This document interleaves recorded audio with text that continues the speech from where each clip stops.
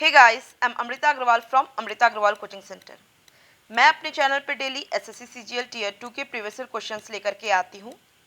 SSC phase 10 का exam 1 अगस्त से 5 अगस्त तक चल रहा है। इस वजह से मैं एसएससी फेज 10 के लिए भी एग्ज़ाम के बाद एग्ज़ाम में आए हुए पेपर की एनालिसिस करवा रही हूँ कि पेपर का लेवल किस तरीके का पूछा जा रहा है, मैथ्स में किस चैप्टर से कितने क्वेश्चन पूछे जा रहे हैं और कुछ मेमोरी बेस्ड क्वेश्चन जो स्टूडेंट्स बताते हैं कि उनसे एग्ज़ाम में पूछा गया था, वो क्वेश्चंस भी आपको मैं बताती हूँ। उसके अलावा एसएससी फेज 8, 9 इसके जो प्रीवियस ईयर क्वेश्चंस हैं, जो जिस पे बेस्ड आज एग्ज़ाम में क्वेश्चन पूछे गए हैं, वो भी मैं आपको प्रोवाइड करती हूँ, जिससे कि आपको आज के आए हुए पेपर की सही से एनालिसिस हो सके और आप अपकमिंग एग्ज़ाम के लिए अपने आप को सही से प्रिपेयर कर सकें। और मैं स्टार्ट करूं एनालिसिस करवाना, इसके पहले मैं आपको ये बताना चाह रही हूं कि पेपर का जो लेवल है मैथ्स, स्पेशली मैथ्स बहुत सबसे ज़्यादा इजी पूछा जा रहा है। और जो चीज़ मैंने एक एनालिसिस की है कल और आज, वो ये किया है कि जो फेज 8, 9 या इसके प्रीवियस जो एसएससी क्वेश्चंस पूछा है, एग्जैक्ट वो क्वेश्चन तो नहीं पूछ रहा है, बट जो क्वेश्चंस है उसी पैटर्न के क्वेश्चन आपसे पूछ रहा है। तो आप अगर प्रीवियस ईयर क्वेश्चन एक बार देख करके जाएंगे तो आपको क्वेश्चन को अटेम्प्ट करना आपके लिए काफ़ी इजी हो जाएगा। मीन्स आप कम टाइम कंज्यूम करके उस क्वेश्चन को जल्दी सॉल्व कर पाएंगे, क्योंकि यहाँ जो पेपर में स्टूडेंट्स को प्रॉब्लम आ रही है वो सिर्फ टाइम मैनेजमेंट की प्रॉब्लम आ रही है। पेपर का लेवल टफ नहीं है। अगर आप प्रिपेयर किए हैं तो टफ नहीं है, बस टाइम मैनेजमेंट आपको करना है। तो अब स्टार्ट करते हैं हम मैट्रिक लेवल से इसका एनालिसिस करवाना, फिर इंटर लेवल, फिर उसके बाद ग्रेजुएशन लेवल का एनालिसिस करवाएंगे। उसके बाद आपको मैं प्रीवियस ईयर क्वेश्चन भी बताऊंगी कि उस पर बेस्ड आज जो क्वेश्चन पूछा गया है। तो मैट्रिक लेवल में जो पेपर था इजी था, स्टूडेंट्स 80 प्लस ही किए हैं। आज पेपर का कल के कंपेरिजन में आज स्टूडेंट ज़्यादा क्वेश्चन अटैम्प्ट किए हैं। तो मैथ्स में मैं बताऊं तो कंपाउंड इंटरेस्ट और सिंपल इंटरेस्ट से ज़्यादा क्वेश्चन पूछे गए हैं। 2 क्वेश्चन कंपाउंड इंटरेस्ट से और 1 क्वेश्चन सिंपल इंटरेस्ट से पूछा गया है। प्रॉफिट लॉस से ज़्यादा क्वेश्चन पूछा गया है, 3 क्वेश्चन पूछे गए हैं। परसेंटेज से 3 से 4 क्वेश्चन पूछे गए हैं, जिसमें कि क्वेश्चन पॉपुलेशन पे बेस्ड क्वेश्चन था कि 10% अगर पॉपुलेशन इंक्रीज करती है तो 2 साल बाद इसकी पॉपुलेशन क्या हो जाएगी। इस पे बेस्ड जो क्वेश्चन आता है वो क्वेश्चन आपसे पूछा गया था। एवरेज से 3 क्वेश्चन पूछे गए थे। मीन्स मैट्रिक लेवल में compound interest, simple interest, ratio, profit loss, percentage और एवरेज से ज़्यादा क्वेश्चन पूछे गए हैं। इसके अलावा रेशियो एंड प्रपोर्शन से 2 से 3 क्वेश्चन पूछे गए हैं। एलिगेशन से 1 क्वेश्चन पूछा गया है। मेंसुरेशन से 2 क्वेश्चन पूछे गए हैं, जिसमें कि एक स्क्वायर का पेरीमीटर दे के रखा था और उसकी एरिया पूछ रहा था। बहुत सिंपल क्वेश्चन है। और एक क्वेश्चन हेमिस्फीयर पे बेस्ड क्वेश्चन था। कल भी पेपर में स्फीयर और हेमिस्फीयर पे बेस्ड क्वेश्चन पूछा है और आज भी हेमिस्फीयर पे बेस्ड क्वेश्चन पूछा है। और मैंने हेमिस्फीयर पे बेस्ड और स्फीयर पे बेस्ड क्वेश्चन ऑलरेडी सॉल्व करवाए हुए हैं। अगर आपने एसएससी एमटीएस का एग्जाम दिया होगा तो वहाँ भी आपसे स्फीयर और हेमिस्फीयर पे बेस्ड क्वेश्चन पूछ रहा था। उसके अलावा time and distance and time and work पे क्वेश्चन पूछे गए हैं। ओवरऑल जो पेपर हुआ है उसमें अर्थमेटिक पोर्शन ज़्यादा पूछा जा रहा है, एडवांस पोर्शन बहुत कम पूछा जा रहा है। मीन्स और बाकी आगे के जो लेवल के पेपर हुए हैं उसमें आपसे अलजेब्रा, ट्रिग्नोमेट्री भी पूछा गया है। इसमें तो स्टूडेंट्स ने नहीं बताया कि अलजेब्रा और ट्रिग्नोमेट्री पूछा गया है, बट आप मान के चलिए कि पूछा जा सकता है आपसे। ओवरऑल अर्थमेटिक पे आपको ज़्यादा ध्यान देना है और जो मैंने आपको टॉपिक बताया उस पर आपको ज़्यादा वर्क करना है, क्योंकि उस पर क्वेश्चन ज़्यादा पूछा जा रहा है। अब मैं इंटर लेवल पे आती हूँ। इंटर लेवल का जो पेपर हुआ है जिसमें मेंसुरेशन से 4 से 5 क्वेश्चन पूछे गए हैं। सिलेंडर की सरफेस एरिया दे के रखा है और कोन की सरफेस एरिया दे के रखा है, और उसके बाद आपसे पूछ रहा है कि कोन की हाइट क्या होगी। तो इस पे बेस्ड आपसे क्वेश्चन आपको एसएससी फेज 8 में पूछा हुआ है। एग्जैक्ट क्वेश्चन नहीं है, इस पे बेस्ड क्वेश्चन पूछा हुआ है, जो कि मैं आपसे अभी एक्सप्लेन भी करूँगी। तो क्वेश्चन टफ नहीं है, इजी है, सॉल्व करेंगे तो आप इजीली इसे सॉल्व कर लेंगे। ज़्यादा टाइम भी कंज्यूम नहीं होगा, क्योंकि सिलेंडर और कोन ये दोनों का रिलेशन मैंने ऑलरेडी बताया है अपने वीडियो पे, और इसका एक रिलेशन होता है। उस पे रिलेशन पे बेस्ड करके अगर आपको वैल्यू हाइट फाइंड आउट करना है तो आप इजीली उसकी वैल्यू फाइंड आउट कर सकते हैं। तो अब इसके अलावा आपसे सर्कल का एक क्वेश्चन पूछा था। सर्कल का कहा था कि सर्कल की सबसे बड़ी कॉर्ड किसकी डबल होती है? तो सबसे पहली बात कि सर्कल की सबसे बड़ी कॉर्ड होती है उस सर्कल का डायमीटर, और वो डायमीटर किसका डबल होता है? वो होता है रेडियस का डबल। काफ़ी सिंपल क्वेश्चन पूछा था। इसके अलावा आपसे ट्रिग्नोमेट्री पे बेस्ड ट्रिपलेट, ट्रिग्नोमेट्री में ट्रिपलेट्स पे बेस्ड आपसे क्वेश्चन पूछा है, जिसपे बेस्ड मैंने क्वेश्चन ऑलरेडी आपको सॉल्व करवाए हुए हैं। और इस तरह ये क्वेश्चन टफ नहीं होते हैं, बस आपको उसका बेसिक नॉलेज पता होना चाहिए। ट्रिपलेट्स पे बेस्ड आप इजीली उसकी वैल्यू फाइंड आउट कर सकते हैं। क्वेश्चन टफ नहीं था, काफ़ी ईजी था। इसके अलावा आपसे परसेंट से 3 से 4 क्वेश्चन पूछा गया है। डाटा इंटरप्रिटेशन से क्वेश्चन पूछा गया है। बॉड मास से क्वेश्चन नहीं पूछा गया है। रेशियो से 1 से 2 क्वेश्चन पूछा गया है। सिंपल इंटरेस्ट और कंपाउंड इंटरेस्ट से जो क्वेश्चन पूछा गया है उसमें एक क्वेश्चन ये था कि आपको सिंपल इंटरेस्ट और कंपाउंड इंटरेस्ट का डिफरेंस दे के रखा था और आपको प्रिंसिपल पूछ रहा था। तो सिंपल क्वेश्चन है, आप इजीली उसे वैल्यू फाइंड आउट कर सकते हैं। टाइम एंड वर्क से क्वेश्चन पूछा है, जिसमें कि 12 डेज और 20 डेज से कुछ रिलेट करता हुआ क्वेश्चन था। मीन्स आपको टाइम एंड वर्क पे अगर कोई भी काम, अगर A can do a piece of work in 15 days, B can do a piece of work in 20 days, और ऐसे करके जो क्वेश्चंस बनते हैं उसी टे पे बेस्ड क्वेश्चन आया था। टफ नहीं था, ईजी था ये भी। प्रॉफिट एंड लॉस से एक क्वेश्चन पूछा गया है। टाइम एंड डिस्टेंस से बोट एंड स्ट्रीम पे बेस्ड क्वेश्चन पूछा गया है, जिसमें कि up stream and down stream पे बेस्ड क्वेश्चन था और आपसे स्ट्रीम की स्पीड पूछा है। तो ये भी सिंपल है, मैंने इस पे बेस्ड भी क्वेश्चन आपको काफ़ी डिटेल में एक्सप्लेन कराया हुआ है।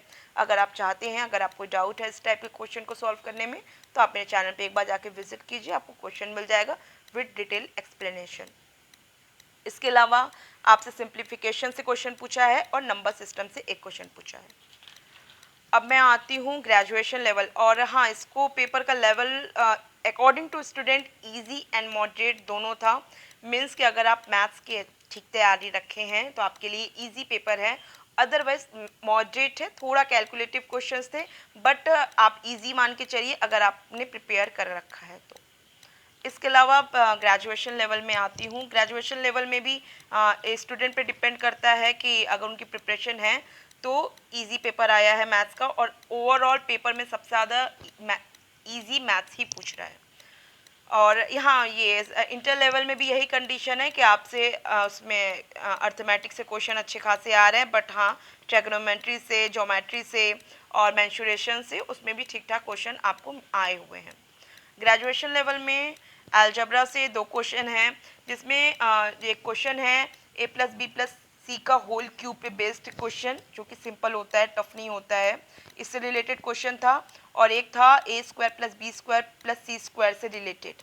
तो ये दोनों ही अलजेब्रा के काफ़ी कंसेप्ट और फॉर्मूले पे बेस्ड क्वेश्चन आए हुए हैं, जो कि सिंपल हैं। तो एक बार आप जो भी फॉर्मूला है इसका एक बार आप देख के ज़रूर जाइएगा। इसके अलावा सिंप्लीफिकेशन से क्वेश्चन था, मेंसुरेशन से क्वेश्चन था, और ट्रिग्नोमेट्री से 2 क्वेश्चन आपसे पूछे गए थे जो कि इजी लेवल के थे। प्रॉफिट एंड लॉस 2 क्वेश्चन आए हैं, जिसमें प्रॉफिट एंड लॉस में आप एक बार चेक करिएगा, आपको एसएससी फेस 9 में पूछा गया क्वेश्चन है, उससे रिलेट करता हुआ क्वेश्चन ही आपको ग्रेजुएशन लेवल में आज पूछा है कि कोई भी कोई भी चीज़ अगर सेल करता है तो कुछ परसेंट की प्रॉफिट में सेल करता है बी को, और बी उसी प्रोडक्ट को सी को सेल करता है कुछ लॉस में। तो इस तरीके से प्रॉफिट एंड लॉस में ए बी सी को ऐसे सेल करते चले जाते हैं। ऐसे कंडीशन में आपको उसका, हाँ, इसमें ए को कितने रुपए का ये उसकी परचेज का क्या था, कॉस्ट प्राइस पूछा था। हाँ, इसकी कॉस्ट प्राइस पूछा था, ए या बी के लिए कॉस्ट प्राइस पूछा था कि उसकी क्या होगी। तो इस टाइप पे बेस्ड आपसे क्वेश्चन पूछा हुआ है फेस 9 में, एक बार आप ज़रूर चेक करिएगा उस क्वेश्चन को, और उस पर एक बार आप वर्क करिएगा, उस पर बेस्ड ही क्वेश्चन है, अच्छा क्वेश्चन है, एक बार आप इसे ज़रूर ट्राई करिएगा इस टाइप के क्वेश्चन को सॉल्व करने के लिए। इसके अलावा आपसे परसेंट से 2 क्वेश्चन पूछा है, जिसमें कि अर्निंग एंड एक्सपेंडिचर पे बेस्ड क्वेश्चन था परसेंट पे, कि अर्निंग इंक्रीज होती है तो एक्सपेंडिचर भी इंक्रीज हो रहा है, और फिर इस पे सेविंग पे बेस्ड आया था क्वेश्चन। तो इस तरीके का क्वेश्चन था, इस टाइप के क्वेश्चन मैंने ऑलरेडी सॉल्व करवाए हुए हैं। अगर आपको इस टाइप के क्वेश्चन में कोई प्रॉब्लम होती है तो एक बार आप चैनल पे विजिट कीजिएगा, आपको मिल जाएगा with detail explanation. Time and work पे क्वेश्चन आया है, सिंप्लीफिकेशन पे क्वेश्चन आया है, प्रॉफिट एंड लॉस पे क्वेश्चन आया है, और डाटा इंटरप्रिटेशन से 4 क्वेश्चन इसमें पूछा गया है। मीन्स जो ग्रेजुएशन लेवल का जो क्वेश्चंस हैं, आप अगर एसएससी सीजीएल से कंपेयर करेंगे तो मुझे लग रहा है कि एसएससी सीजीएल के कंपैरिजन में थोड़ा लो लेवल ही आप मान के चलिए, बट थोड़े कैलकुलेटिव क्वेश्चंस रहे हैं। तो आप अपना एक मेन ये है कि आपको अच्छे से सारी प्रिपरेशन रखनी है कि आप सीजीएल के लिए अच्छे से प्रिपेयर हों। और अगर आपको इस टाइम पे अगर आपका अभी तो एग्ज़ाम ही है, तो बस आप एक बात ये ध्यान रखिएगा कि आपको जितने भी फॉर्मूला, क्योंकि कंसेप्ट बेस्ड ही क्वेश्चन पूछ रहा है, बहुत ज़्यादा कुछ नहीं घुमा रहा है, तो एक बार सबका फॉर्मूला एक बार आप एक बार देख करके जाइएगा कि क्वेश्चन कोई भी पूछेगा तो आपको ज़्यादा सोचना नहीं पड़ेगा, क्योंकि यहाँ टाइम मैनेजमेंट ही मेन काम कर रहा है। क्योंकि टाइम ही नहीं मिल रहा है स्टूडेंट्स को, तो उनके क्वेश्चन छूट रहे हैं, अदरवाइज क्वेश्चन छोड़ने लायक कोई नहीं है। अब इसके बाद मैं आती हूँ इस क्वेश्चन पे जो कि एसएससी फेस 8 में पूछा गया है, और इस पे बेस्ड ही क्वेश्चन, इसी टाइप का, मैं एग्जैक्ट नहीं कह सकती हूँ, इस टाइप के क्वेश्चन आपसे अभी आज ही पूछा गया है एग्जाम में। तो अब स्टार्ट करते हैं इस क्वेश्चन का सॉल्यूशन। बहुत अच्छा और बहुत सिंपल क्वेश्चन है। क्वेश्चन है the volume of a cylinder of height 32 centimetre, sorry, the volume of cylinder of the volume of cylinder of height 32 centimeter and base diameter 36 centimeter is equal to the volume of cone of height 24 centimeter. The curved surface area of the cone is, कह रहा है कि जो volume है cylinder की और कोन की, ये दोनों की जो वॉल्यूम है वो है equal. The volume of a cylinder and equal to the volume of cone. तो वॉल्यूम दोनों की है इक्वल, जिसमें कि सिलेंडर की हाइट दे के रखा है 32 सेंटीमीटर और उसका बेस का डायमीटर दिया है 36। मीन्स ये बेस का जो डायमीटर है ये 36 है और इसकी हाइट दे करके रखा है 32 सेंटीमीटर। और कह रहा है कि कोन की हाइट, अगर कोन की हाइट 24 सेंटीमीटर हो तो बताइए किसी कर्व सरफेस एरिया क्या होगी। कोन की कर्व सरफेस एरिया क्या होती है, पाई आर एल। बहुत सिंपल है, जिसमें कि क्या होता है, ये रेडियस आप जान ही रहे हैं, कोन के बेस का रेडियस ये आर होता है और एल जो होती है, एल होती है इसकी स्लैंट हाइट। ठीक है, कोन की हाइट ये कहेंगे और इसकी स्लैंट हाइट को हम एल से इंडिकेट करते हैं। क्लियर है। अब इसको सॉल्व करना है, बहुत सिंपल है। आपको कह रहा है कि दोनों का वॉल्यूम इक्वल है, कोन का एंड सिलेंडर का। आपको ये पता होना चाहिए कि कोन और सिलेंडर में सिमिलैरिटी ये होती है कि सिलेंडर का वॉल्यूम के लिए फॉर्मूला होता है पाई आर स्क्वायर एच, और कोन के लिए जो वॉल्यूम का फॉर्मूला होता है वो होता है 1/3 पाई आर स्क्वायर एच। क्लियर है। तो ये इसके फॉर्मूला होता है, अदरवाइज ऐसा कुछ बहुत ज़्यादा उस पर सोचने वाली भी बात नहीं थी। यहाँ हम सीधे क्या रखते हैं, कोन की मैं यहाँ रेडियस फाइंड आउट करने की कोशिश करती हूँ और डायरेक्ट इस पर काम करती हूँ, क्योंकि इसका वॉल्यूम क्या होता है 1/3 पाई आर स्क्वायर एच होता है। तो 1/3 कर देते हैं, फिर यहाँ पाई कर देते हैं, आर स्क्वायर रख देते हैं और इसकी हाइट दे के रखा है कितना 24 सेंटीमीटर। तो इंटू 24 इज इक्वल टू क्या हो जाएगा, सिलेंडर की वॉल्यूम, सिलेंडर के लिए वॉल्यूम क्या होता है पाई आर स्क्वायर एच। अब जाहिर सी बात है, इसका डायमीटर अगर 36 दे के रखा है तो इसका रेडियस क्या हो गया 18 हो गया। मीन्स इसका जो रेडियस है वो 18 स्क्वायर हो गया, मतलब रेडियस 18 हो गया, जिस वजह से आर स्क्वायर का हो जाएगा 18 स्क्वायर। और इसका हाइट क्या दे के रखा है 32, डायरेक्ट रख दिए। अब मुझे रेडियस फाइंड आउट करना है, तो पहले कैलकुलेशन करना पड़ेगा। पाई से पाई काट दे रहे हैं सबसे पहले, 3 से 24 में कट लगाएंगे तो क्या मिलेगा 8 मिलेगा। यहाँ 8 आया, 8 का 32 से कट लगाएंगे 4 आएगा।